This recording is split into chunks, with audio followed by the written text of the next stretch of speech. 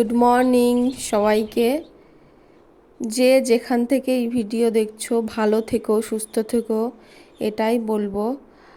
আর কোথা থেকে ভিডিও দেখছো আমাকে কমেন্ট করো। তো সকালবেলা প্রত্যেক দিনের মতো আজকেও বাসি কাজগুলো সব সেরে নেব, ঝটপট সারতে হবে। আজকে অনেক অনেক কাজ আছে, সারা দিনে অনেক কাজ, অনেক ব্যস্ত। ভূতু স্কুল যাবে, ভূতুর পাপা অফিস যাবে, তো সারা দিনে অনেক ব্যস্ত আছি আর মনটাও হালকা একটু খারাপ আছে। মেয়ে মানেই কাজ, কাজ ছাড়া কোনো কিছু হয় না। কাজ না করলে ভালো না, কাজ করলেই ভালো। আর মেয়েদের কাজের কোনো দাম নেই, সারাদিন কাজ করো তো কাজ ফুরাবে না, কিন্তু কাজের কোনো দাম নেই। তো সকালে উঠোনটা ভালো করে এপাশে ওপাশে দুপাশেই ভালো করে ঝাড় দিয়ে ঘরে চলে আসলাম। এসে রান্নাঘরটা ভালো করে পরিষ্কার করে নেব। আর আমার না ঘর গোছানো এতটা নেশা আগের থেকে এখন তাও ঘর গোছানোটা অনেকটাই কমে গেছে। কারণ আগে মানে আমার এখন হাতের অবস্থা তো ভালো নয়, ওই জন্য এখন বেশি কাজ করি না, যেটুকু না করলেও না। তাও এখন আগের থেকে একটু ভালো আছি বলে এখন একটু গোছানো গাছানো একটু বেশিই করছি।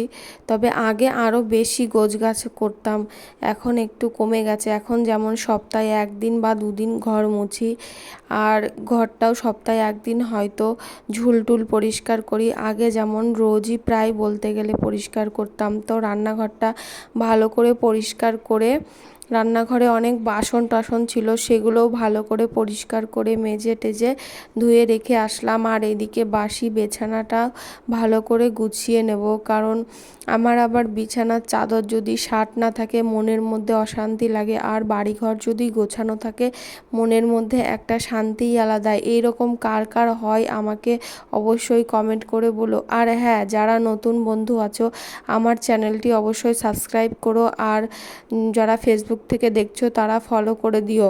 চারিদিকে এলোমেলো থাকলে মনে হবে যেন কত কাজ সারাদিন পড়ে আছে, কাজই শেষ হয় না, কাজই শেষ হয় না, এমন অবস্থা হয়। তো জামা কাপড়গুলো ভালো করে গুছিয়ে, বিছানাটা ভালো করে গুছিয়ে চলে আসলাম, ঘরটাকে ঝাড় দিয়ে নিলাম। এত বড় ঘর ঝাড় দিতেও অনেক টাইম লাগে, আর ঘর তো মুছতেই পারতাম না, কোনো কাজই করতে পারতাম না, বা হাত দিয়ে করতাম। এখন তাও ডান হাত দিয়ে একটু কাজ টাজ করতে পারি। ঘরটা ভালো করে ঝাড় দিয়ে নিয়ে ঘরটা মুছে নিলাম।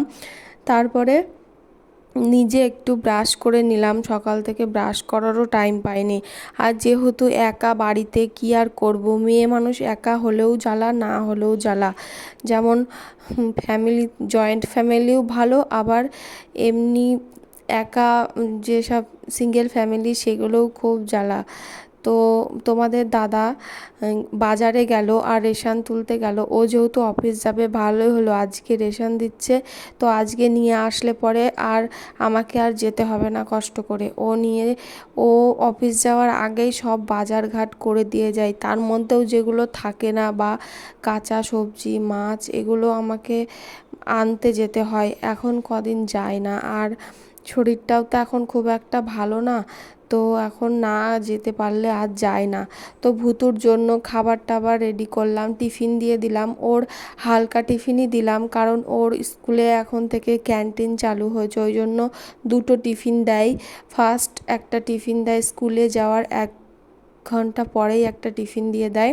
তারপরে দুপুরে হট লাঞ্চের একটা ব্যবস্থা আছে, সেগুলো খেয়ে ও বাড়ি ফিরতে ফিরতে মোটামুটি 4টে বেজে যায় বলে ওকে ক্যান্টিনটায় ওর নাম লিখিয়ে দিয়েছি। তোমাদের দাদা ভাইয়ের জন্য চটপট রান্না করে নিয়েছি। খেয়ে দিয়ে রেডি হয়ে ঝটপট অফিসের দিকে রওনা হলো। আমারও মনটা একটু খারাপ হলো। আর তারপরে আমি স্নান করে পুজো দিয়ে খেয়ে দিয়ে ঘুমিয়ে পড়েছিলাম। ঘুম থেকে উঠে সন্ধ্যা দিয়ে ভূতিকে পড়াতে বসলাম, পড়াতে পড়াতে ভুট্টা খাচ্ছি। তো তোমরা ভালো থেকো, আজকে ভিডিওটা এই পর্যন্তই।